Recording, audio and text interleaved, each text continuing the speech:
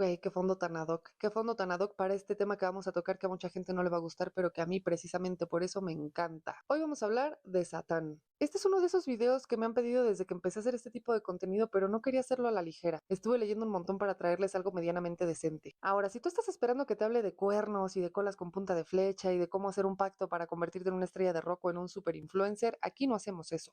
Vamos a empezar por el principio, por cómo la ignorancia es el caldo de cultivo perfecto para las supersticiones. Quiero empezar por contarles que al principio de toda esta novela cósmica ni siquiera existía un Satán, no había ningún diablo con nombre propio. En hebreo antiguo existía una palabra, Hasatán, que es una especie de cargo público, una especie de fiscal, el contrario, el adversario, el abogado que te acusaba. En la corte divina quiero que se lo imaginen así, Dios tenía un abogado de oficio que era el encargado de auditar las culpas de la humanidad. No solo las culpas, toda la conducta humana. El desastre de identidad empezó cuando la gente, incapaz de entender esta ambigüedad, pues decidió que un cargo dado necesitaba un nombre propio. Ahora hablemos de las otras alegres confusiones, los demás nombres o títulos, como el ya famosísimo, uy, me encanta porque solo me puse este collar para decir esta frase, Estrella de la Mañana.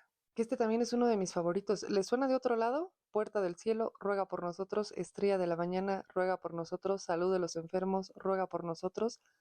Es un título que también se le da a la Virgen María y a Jesús, pero ahorita hablamos de eso. Empecemos con Lucifer, que es uno de los errores de traducción más obvios. Lo sacaron de Isaías 14:12, donde el profeta se está burlando de un rey babilónico y lo llama Helel Ben Sahar, que significa el brillante, el hijo de la mañana. Luego en el siglo IV San Jerónimo traduce la Biblia al latín, la famosísima Vulgata de San Jerónimo, y tradujo esto como Lucifer, el portador de luz. Y siglos de lectores ignorantes decidieron que este rey babilónico, que por cierto ya llevaba un chingo muerto, era en realidad un ángel caído, celoso de la humanidad, vengativo, soberbio. Es una profecía que nunca existió, que se creó por una traducción latina. Ahora hablemos de la ironía del título compartido. Aquí es donde muchos no se van a querer reír. La tradición dentro de la iglesia ha satanizado tanto la figura de Lucifer, la estrella de la mañana, que se les olvidó un pequeñísimo detalle. Jesús también es llamado estrella de la mañana en Apocalipsis 22:16 y la Virgen María es llamada Stella Matutina, que significa exactamente lo mismo en la letanía de Loreto.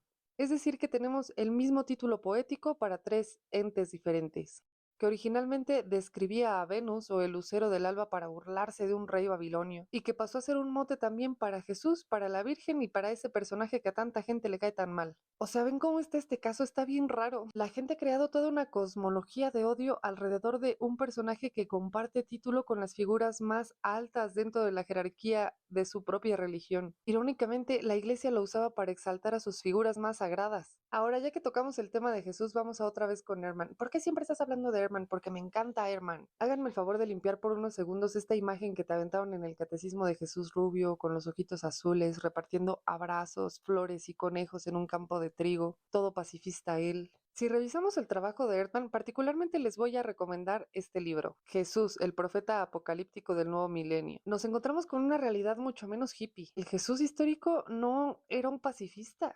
Aquí lo describen como un profeta apocalíptico, que estaba súper convencido de que el mundo tal y como lo conocían en aquel entonces estaba a punto de irse al carajo. Y esto nos sirve para terminar de entender por qué Satán pasó de ser un cargo a un archienemigo cósmico, porque mucho de esto viene de la mentalidad apocalíptica de aquella época. ¿Ustedes se acuerdan del 2000 y todos los chismes que se armaron porque pensábamos que este pedo ya se iba a acabar y luego no? Pues hagan de cuenta. Esta gente no vivía en la estabilidad, vivían en una crisis existencial constante, bajo la bota pesadísima del Imperio Romano, suplicando porque Dios interviniera y les reseteara la realidad de golpe. Spoiler, no pasó. En este escenario de caos, el dualismo es la pieza clave para que funcione todo el engranaje. Porque, a ver, un profeta apocalíptico no puede existir en un mundo en el que hay un Dios que gobierna democráticamente, que es amable, que es tranquilo. No, en la visión de Jesús el mundo está gobernado por fuerzas malignas y demoníacas que habían usurpado el poder legítimo de Dios. Por lo tanto, si el mundo estaba bajo fuerzas oscuras, necesitabas a alguien que liderara esa oscuridad. Ahí es donde Satán deja de ser un fiscal y pasa a ser el príncipe de las tinieblas. ¿Estamos entendiendo todos este giro político? O sea, Jesús no estaba dando coaching, no estaba dando consejos estados de bienestar emocional. Jesús estaba liderando una facción de resistencia en una especie de guerra cósmica. Los demonios que Jesús expulsa no son una metáfora. Para los seguidores de Jesús eran los soldados de Satán utilizando cuerpos humanos. Si no se cree en un apocalipsis inminente, Satán, la figura de Satán no sirve para nada. Es un personaje aburrido y sin propósito.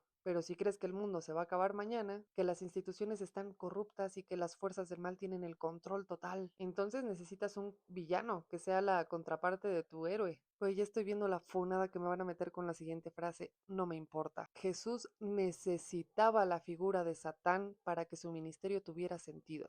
Jesús necesitaba un Satán poderoso para que su misión de salvación tuviera sentido. Si el mundo fuera un lugar súper tranquilo y amable y pacífico, la lucha de Jesús no tendría caso. Que aquí encima de todo hay una blasfemia que poca gente nota. La figura de Satán como líder del mal le resta poder a Dios, le arrebata la omnipotencia. Ya ni hablar de la carencia de sentido en el hecho de que si fuera archienemigo de Dios no castigaría a las personas que se rebelan contra él, las premiaría. O sea, el enemigo de mi enemigo es mi amigo, ¿no? Porque no encaja por ningún lado. O sea, vamos a suponer que es autónomo, ¿no? Que con la idea de Dios es imposible.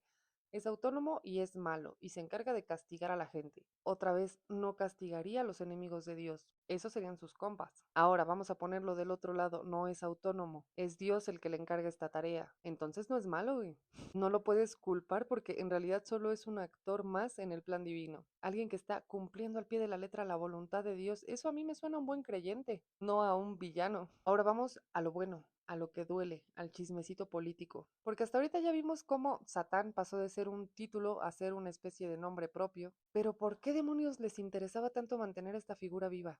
Ahí les va una recomendación del libro. Según Elaine Pagels en su libro The Origin of Satan, la figura de Satán no es solo teología, es una herramienta de propaganda política de primer nivel. Otra vez vamos a olvidar esta idea de que los primeros cristianos eran una comunidad de amor y paz, que compartían el pan. Eran un grupo de gente peleándose por poder, por interpretaciones, por quién tenía la razón. ¿Y qué pasa cuando no puedes convencer a tu vecino de que tu verdad es la verdadera, que tu versión de la realidad es la correcta? ¿Te bates con elegancia? Por favor, lo demonizas, eso no pasa ni en TikTok. Pagels nos expone una verdad medio incómoda. En los evangelios la figura de Satán se utiliza para determinar quién está dentro y quién está fuera. Si tú no estabas de acuerdo con la interpretación del grupo, pues estabas fuera. Estabas fuera y eras un agente de Satán. Esto es el nacimiento de la ortodoxia a base de miedo. La figura de Satán funcionó como pegamento, que unía a los primeros cristianos cuando la cosa se ponía fea, especialmente durante las tensiones con los líderes judíos y obviamente el imperio romano. Porque piénsenlo, si tú pintabas a tus opositores como agentes del diablo, ya no tenías que lidiar con sus argumentos, simplemente tenías que destruirlos en nombre de Dios. Es la táctica más vieja del manual del tirano. Si quieres ganar una discusión no tienes que refutar a tu oponente. Basta con que lo declares servidor del mal absoluto y después lo condenes. O sea, es básicamente la versión antigua de la cancelación, lo que me va a pasar a mí por andar haciendo estos videos, pero con un toque apocalíptico.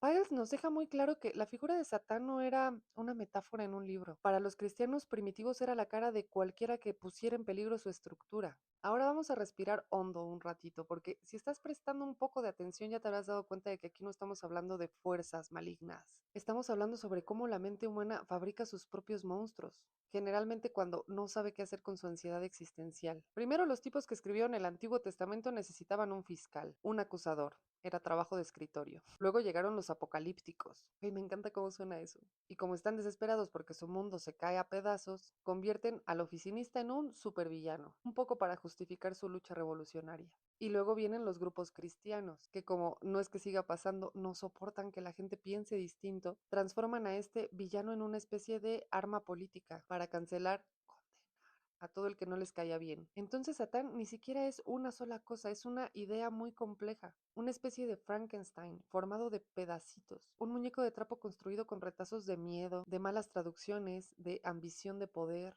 y la necesidad humana de externalizar nuestra propia violencia. La pregunta que deberíamos hacernos ahora no es si el diablo es real, sino por qué somos tan patéticos como para tener la necesidad de crear este tipo de personajes, para explicarnos a través de ellos. Ahora, si Satán es un arquetipo, ¿de dónde sacamos la idea de que tiene que haber una gran batalla?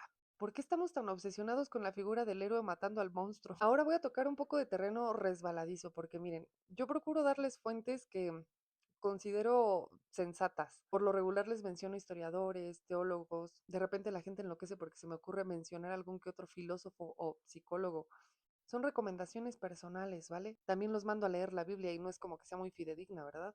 Vamos a hablar de The Old Enemy, Satan and the Combat Myth, de Neil Forsyth, que es un guionista, pero que nos habla de cosas muy interesantes, como que este asunto de el combate entre Dios y el diablo no es una revelación divina original, es un refrito de mitos mesopotámicos mucho más antiguos. El concepto técnico es Chaos Camp, que significa lucha contra el caos. Desde los sumerios hasta los babilonios todo el mundo se explicaba igual. Un dios héroe, como Marduk o Baal, tiene que matar a un monstruo marino o a una serpiente del caos, como Tiamat o Leviatán. Todo esto para imponer el orden. Cuando los autores bíblicos exhibieron sus textos, no inventaron nada. Simplemente agarraron la narrativa que ya existía, que ha existido siempre.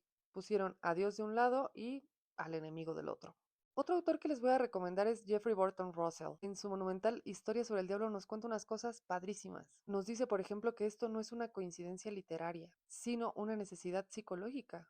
La humanidad necesita ese enemigo externo para que la estructura social tenga sentido. Si no hay un monstruo, ¿cómo demonios vamos a saber quiénes son los buenos? Pero ¿y entonces qué pasa si no hay enemigo? ¿Qué pasa si es solo nuestra proyección? Hay otro autor, René Girard, que tiene la teoría del chivo expiatorio. Argumenta que Satán en efecto no es una entidad, sino una representación de la violencia mimética. Los humanos somos criaturas que nos copiamos los unos a los otros, deseamos lo mismo, peleamos por lo mismo, y esa rivalidad nos lleva al borde del colapso. Para no matarnos entre nosotros inventamos un Satán, un enemigo común, y así volcamos toda nuestra rabia, nuestra culpa y nuestra sed de violencia en ese otro algo. Satán más que un alguien es un recipiente en el que parece que vaciamos todo lo que nos vuelve asquerosos como especie, el espejo donde miramos nuestra propia capacidad de crueldad.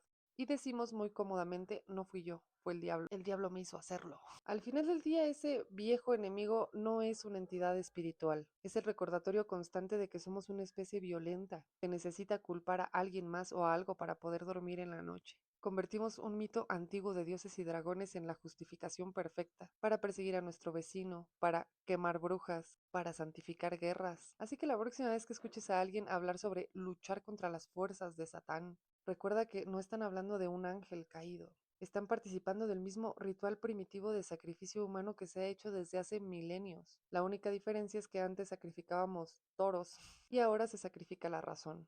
Este fue el video formal, ¿vale? Pero si quieren un video, que a mí me encantaría hacerlo, sobre todas las historias que se desprenden a partir de esta figura, yo encantada. Díganme en los comentarios si les gustaría.